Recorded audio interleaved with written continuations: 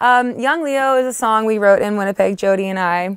We were we were jamming in this place in the Exchange District downtown where you had to take a big flight elevator up to it, and it was this massive warehouse.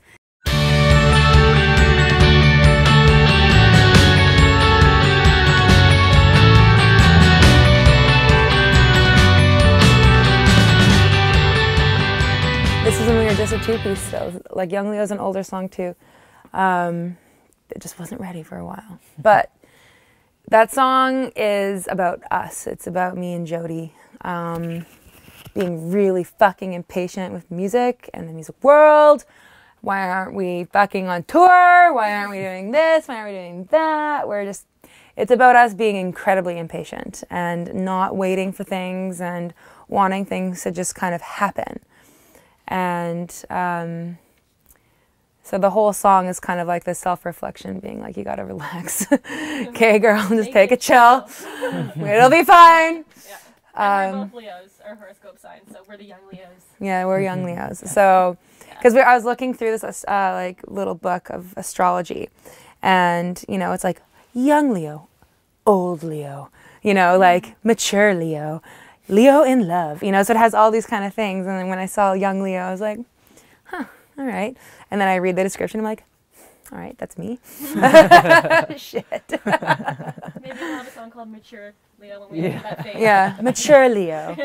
What happens to the band after they mature? Yeah, but again, like that song's more fun because it's kind of like we're just kind of making fun of ourselves. We're talking to ourselves, like, relax, you know, like it's okay, like it'll all work out as it's supposed to. Ask for help when you need it.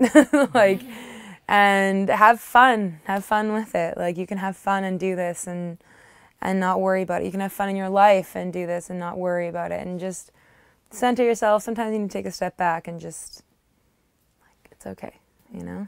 I'm okay. Or am I? Dun, dun, dun. That's for you to decide. Okay, True. That one we wrote after South by of 2016 or 20. I guess it would have been 2015. This is probably right before we recorded. Right, over the backpacks that year. Yeah, I think it was the last one we wrote before. We got in the before studio. we recorded. Yeah. Yeah.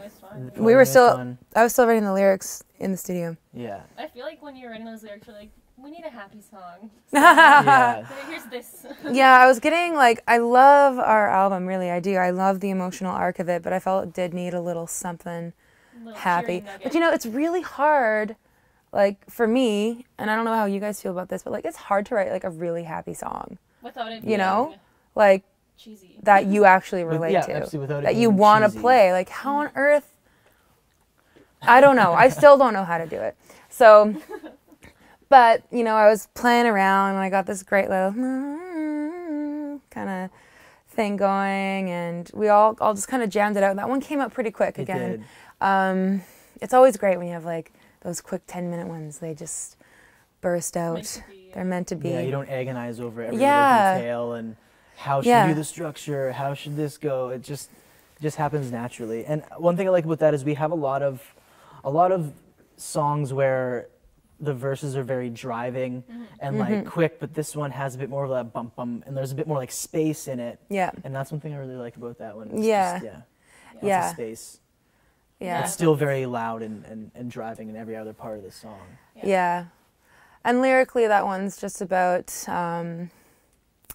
it's about finding, like, you know, when you really like someone, when you first meet them and you're like, you know, like, what, you exist on this planet? That's awesome. But it's also kind of like, it's at that moment where before you're both like, okay, we're exclusive, you know, or like, okay, we're going to do this. You know, it's that moment right before that where you're like, this is really good. I can feel it. I can feel how good it is. You know, like, don't look back. I won't look back either. Let's just go. Let's just try it. Let's just jump in. Let's just do it. Because it feels so right. So that's what, it's about that particular moment. That's what the True's about. Yeah. Does it make sense now? It does, yeah. Waster is more, it's kind of going back, a little nod to Jodie's punk days. Yeah, Waster is probably one of my favorite songs on the album. Me too. Yeah. Yeah, it's just fun to play. It's really fun to play. And that guitar part is awesome. Yeah. I love, I love that song. It's, and again, so this is before the kind of tipping point where like before the Trues and before the Same Hearts, where it's a lot more positive.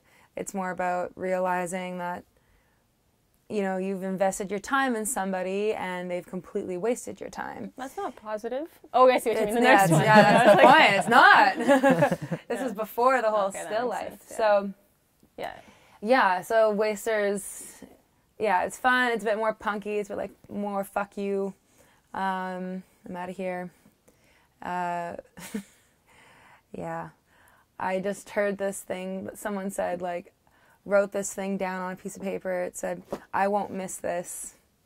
And I was like, oh, that's great. And then I was writing Waster. I'm like, yeah, you waster. Na, na, na, na. I won't miss this. Like, because when someone wastes your time, like, it's really easy to get just so hung up. Like, you're just like, ooh. Yeah. Ooh, And I think that one, too, was after we had seen the OCs. And so that's what that's yeah. I got a little in my step. So thanks. Yeah, so thanks to the OCs for that little vocal encouragement there for me to do some oohs.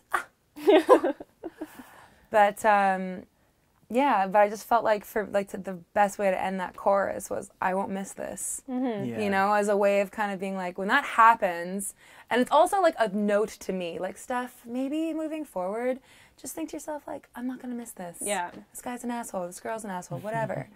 Like, it's okay. Move on. Just like, you're not gonna miss this. Yeah. You know, because it's so easy to get stuck in, you know, an emotional space where you're like, ugh.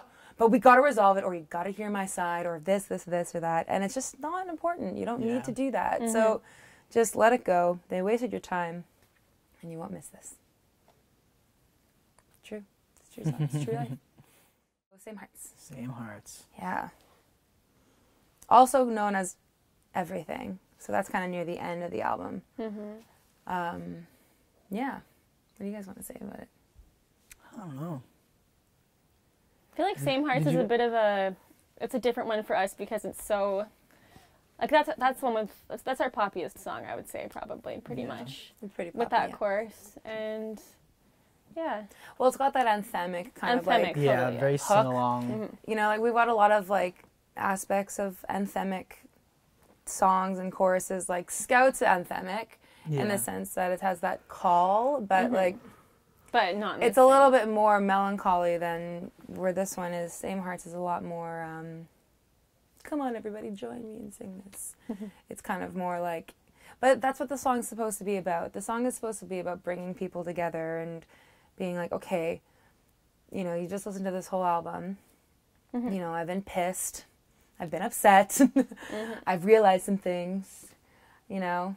Well, and there are a lot of good people. There's still so much good. That's the Yeah. thing, and that's why we wanted to end it like that, because there's just still so much light and there's so much goodness, and people can be the most amazing things in the world, and that's kind of what the song is about. You know, it's like, I promise to try. Like, I promise that I'll be these things, and I'll be a better person, and I want to be a better person for the better of myself and the people around me and the world. And so that's kind of why it has that anthemic chorus, because we want people to kind of buy into that message, and we want people to feel that, you know, the apocalypse isn't happening right now. It's not happening yet.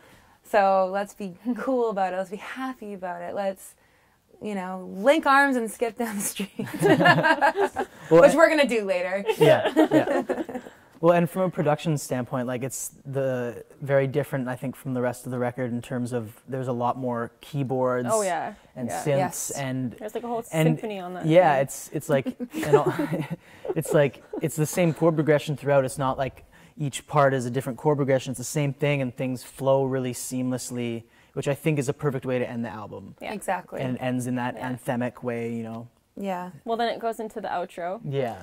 Outro, which is you know, again, so like we wanted to leave the listener with like this kind of curious sound that like just gently dismounts you from the album, so that you're kind of thinking, okay, all right, that was a lot.